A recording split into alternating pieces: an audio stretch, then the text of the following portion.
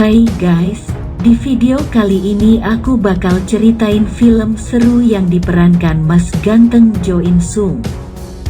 Film ini diangkat dari kisah nyata yang berjudul Escape from Mogadishu atau Kabur dari Perang di Mogadishu.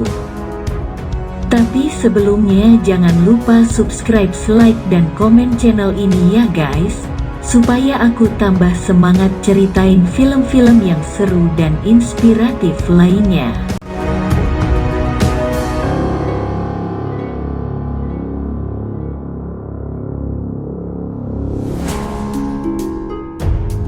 Yuk kita langsung aja masuk ke jalan ceritanya.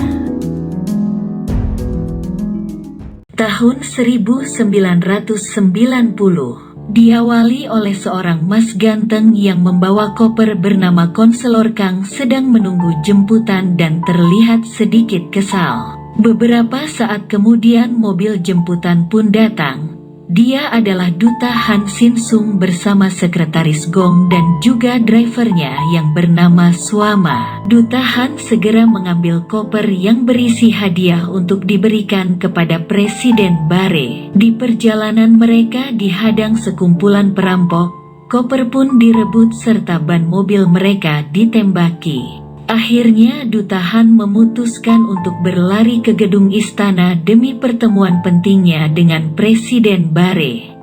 Setelah sampai di sana, pertemuan tersebut dibatalkan karena mereka yang terlambat datang 15 menit. Namun betapa terkejutnya Duta Han ketika melihat Duta Rim Yong-su selaku diplomat Korea Utara juga ada di sana dan ingin menemui Presiden Bare. Duta Han pun berpikir bahwa Duta Rim tidak sportif dan bermain curang.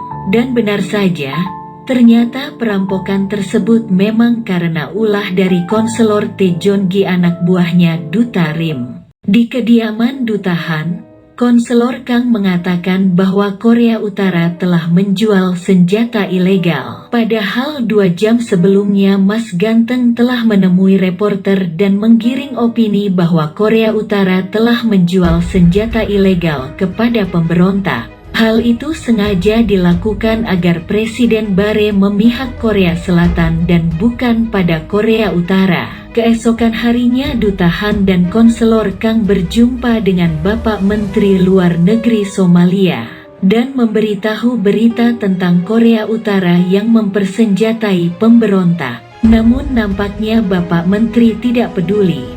Dia malah meminta uang $50.000 atau sekitar 715 juta untuk beasiswa putranya yang sedang mengenyam pendidikan di Amerika. Duta Han dan Konselor Kang pun menjadi kesal, bahkan Duta Han menyebut Pak Menteri adalah preman. Tidak lama kemudian mereka melihat Duta Rim dan Konselor Tae Joon-gi memberikan sesuatu kepada Bapak Menteri dan jelas itu adalah sebuah sogokan. Lalu Duta Han pun menegurnya sehingga terjadilah perdebatan di antara 4 orang tersebut. Selang beberapa saat kemudian terdengar suara tembakan. Ternyata di pintu keluar sedang terjadi kerusuhan dan aksi demonstrasi. Malam hari pun tiba. Di kediaman Duta Han terdengar suara pintu bel. Ternyata itu adalah Suama. Ia dalam keadaan yang berdarah dan sekarat. Sekretaris Gong membawa masuk Suama, namun betapa terkejutnya mereka saat melihat tanda yang ada di syalnya Suama adalah tanda pemberontak. Namun istri Duta Han tidak tega untuk mengusir Suama dan juga takut untuk menghubungi polisi. Jadi mereka semua pun serba salah. Tidak lama kemudian polisi pun datang. Untunglah Duta Han dan Konselor Kang tiba tepat waktu. Duta Han juga mengancam akan segera menelpon kepala polisi jika mereka masih ingin menerobos masuk ke dalam rumah. Akhirnya polisi Songong dan yang lainnya pergi dari tempat itu. Sekretaris Gong memberitahu Duta Han bahwa Suama selaku pemberontak ada di rumah mereka. Saat mereka kembali ke kamar, ternyata Suama sudah melarikan diri. Keesokan harinya semua kedutaan menerima telegram dari Jenderal Aidit, yaitu kepala pimpinan pemberontak Somalia, yang menginformasikan bahwa mereka akan menggulingkan rezim Bare yang diktator dan korup. Pimpinan pemberontak juga meminta jawaban apakah para diplomat mau menjadi teman ataukah musuh bagi mereka.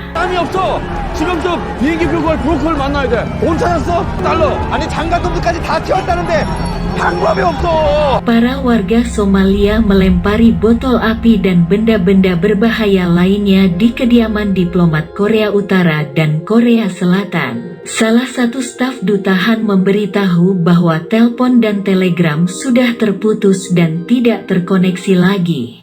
우리 대외 행사방송 테이프죠? 네? 일단 그거 주죠.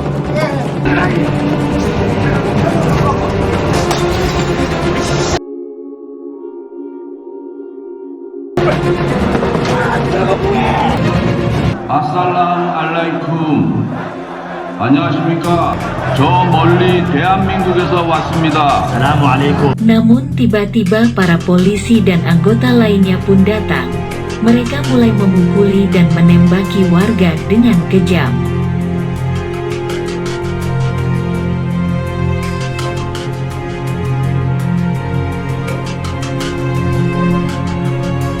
Malam harinya konselor Kang pergi ke kantor polisi untuk bertemu komisaris dan meminta perlindungan di rumah mereka.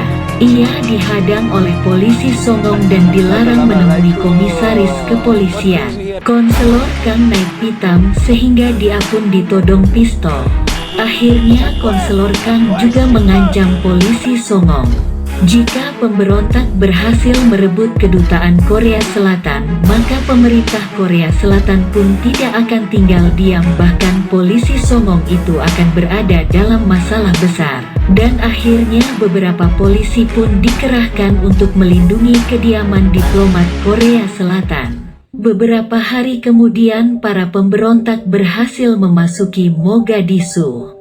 Mereka membunuh beberapa anggota polisi dan juga sang polisi Songong. Duta Han melobi staf airport agar memberikan tumpangan pesawat evakuasi, namun staf airport tidak bisa membantu kecuali jika ada pesawat yang dikirimkan dari pemerintah Korea Selatan sendiri. Duta Han pun menjelaskan bahwa semua saluran telepon terputus dan mereka tidak bisa berkomunikasi dengan pemerintah Korea Selatan. Nasib yang sama pun terjadi di kediaman diplomat Korea Utara. Listrik mulai padam, saluran air terputus, bahkan mereka pun tidak mempunyai persediaan makanan. Konselor T membuat janji dengan laki-laki Somalia berbaju merah. Ia sangat yakin akan mendapatkan tiket pesawat darinya.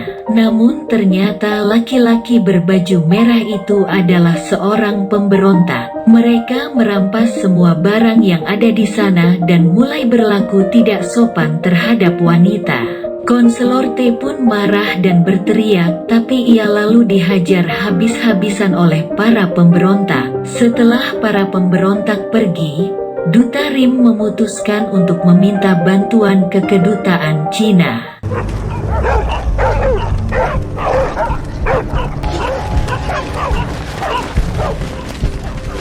Sesampainya di sana, yang mereka temui adalah 3 bocil yang memegang senjata dan mencoba membunuh mereka semua. Mereka pun berusaha kabur dari sana, hingga sampailah mereka di kediaman diplomat Korea Selatan. Awalnya konselor T menolak karena hal itu dianggap pengkhianat negara. Namun Duta Rim tidak ada pilihan lain karena ia harus melindungi keluarga dan kerabatnya. Duta Rim memohon bantuan kepada Duta Han dan dia pun menjelaskan bahwa mereka sudah tidak mempunyai tempat tujuan. Akhirnya Duta Han pun menjadi tidak tega dan mempersilahkan mereka untuk masuk ke dalam rumahnya. Sementara itu polisi yang melindungi kediaman Duta Han komplain dan meminta tambahan sejumlah uang.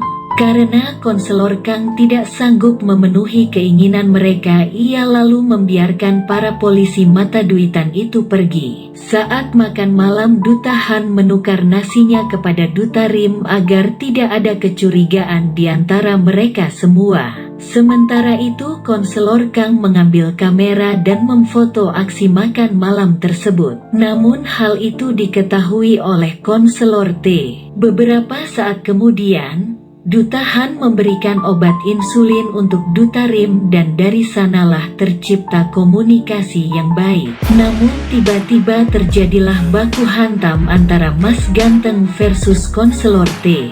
Rupanya Mas Ganteng ketahuan memalsukan sertifikat konversi orang-orang Korea Utara. Hal itu dilakukan karena Mas Ganteng terpaksa.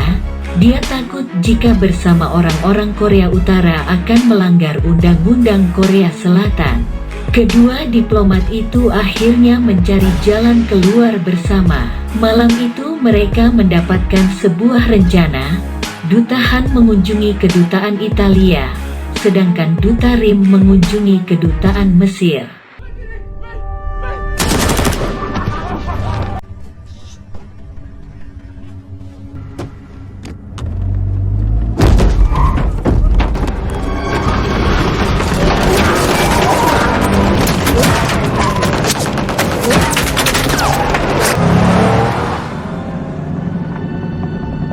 Kedutaan Italia bersedia menolong mereka, namun sayangnya mereka tidak bisa membawa orang-orang Korea Utara karena tidak ada hubungan diplomatik dengan mereka. Namun Duta Han merasa tidak tega dan dia pun berbohong bahwa orang-orang Korea Utara telah membelot atau memihak ke Korea Selatan. Pada akhirnya Duta Italia itu pun dapat menolong mereka semua dan menjelaskan bahwa pesawat penyelamat akan tiba sore itu pukul 4. Mereka pun harus tiba tepat waktu dan juga Duta Italia meminjamkan satu buah mobil untuk mereka. Di sisi lain Duta Rim tidak mendapatkan bantuan dari kedutaan Mesir, tapi kedutaan Mesir bersedia meminjamkan mobil untuk mereka. Sesampainya di rumah, konselor T berpikir bahwa menunggu pihak yang menang adalah hal yang tepat, karena ia khawatir akan bertemu pemberontak seperti kejadian dini hari tadi. Namun konselor Kang tidak sependapat, mereka harus segera mengejar pesawat karena itu kesempatan satu-satunya. Duta Han pun meyakinkan Duta Rim, mereka semua harus pergi dengan bantuan pesawat dari kedutaan Italia itu, apalagi Duta Rim tidak mendapat bantuan dari kedutaan Mesir. Sesaat Duta Rim berpikir sejenak, ia memandang mobil dan bertanya,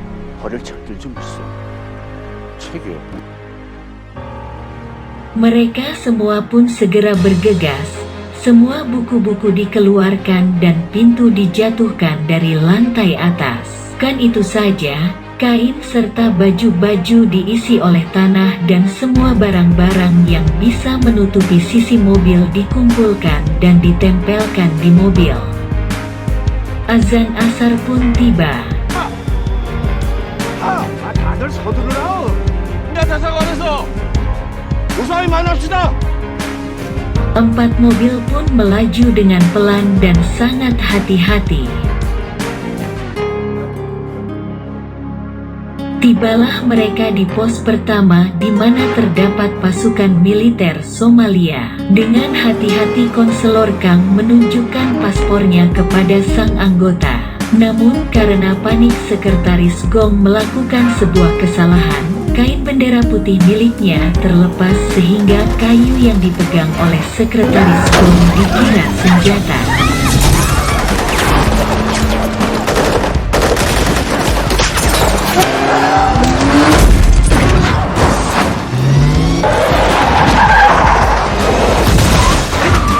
Duta Han memimpin jalan, ia menyuruh 3 mobil lainnya untuk mengikutinya. Namun sial, salah satu anggota militer itu membawa mesin gun, mereka pun terus saja ditembaki. Mobil konselor T yang membawa Duta Rim terpisah dan terus dikejar anggota militer Somalia yang membawa mesin gun tersebut. Di sisi lain mobil Duta Han dan yang lainnya dilempari botol api oleh sekumpulan pemberontak dan tiba-tiba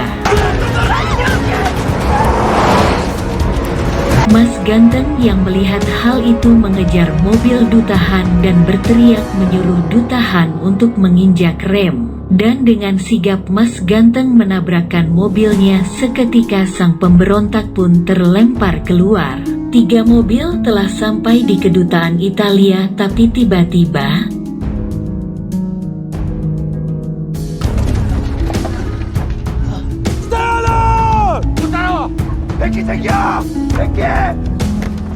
dengan mengambil bendera putih mereka pun berlari ke arah gedung kedutaan Italia. Tidak lama kemudian 1 mobil pemberontak datang dan terus menembaki Duta Han dan yang lainnya. Duta Han dan yang lainnya pun sangat ketakutan. Mereka bersembunyi di balik mobil agar tak terlihat oleh para pemberontak itu. Namun di kejauhan mobil yang dibawa Konselor T masih dikejar anggota militer Somalia dengan mesin shotgunnya. Konselor T mengangkat rem tangan mobilnya. Ia pun melindungi Duta Han dan yang lainnya dari tembakan mesin shotgun itu. Anggota militer Italia berteriak dan menyuruh mobil militer Somalia untuk berhenti karena di sana adalah area Italia. Seketika anggota militer Somalia itu pun takut dan berhenti.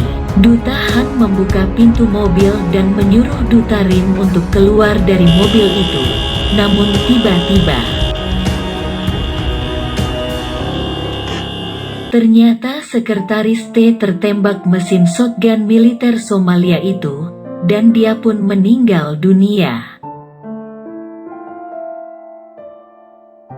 Pada akhirnya kedutaan Italia menyuruh Duta Han dan mereka semua untuk masuk ke gedung itu. Sekretaris T pun dikubur dengan layak. Semua orang bersedih dan merasa sangat kehilangan.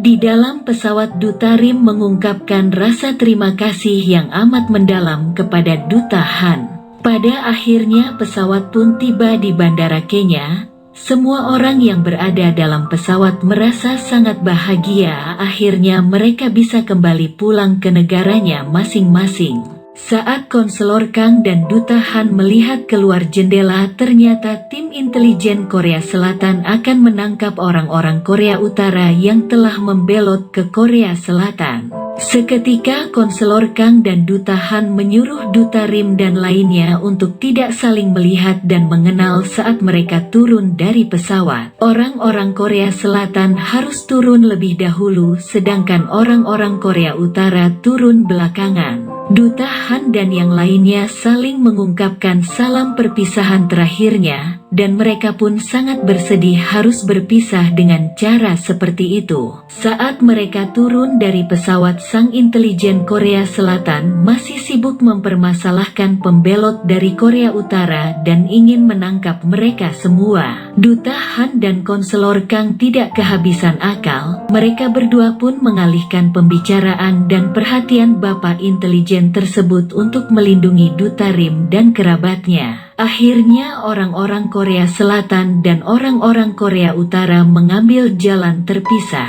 Di jalan mereka tidak saling menyapa, bahkan anak-anak dilarang untuk bertatapan. Mereka hanya fokus pada bus jemputan masing-masing. Dan akhirnya film pun tamat.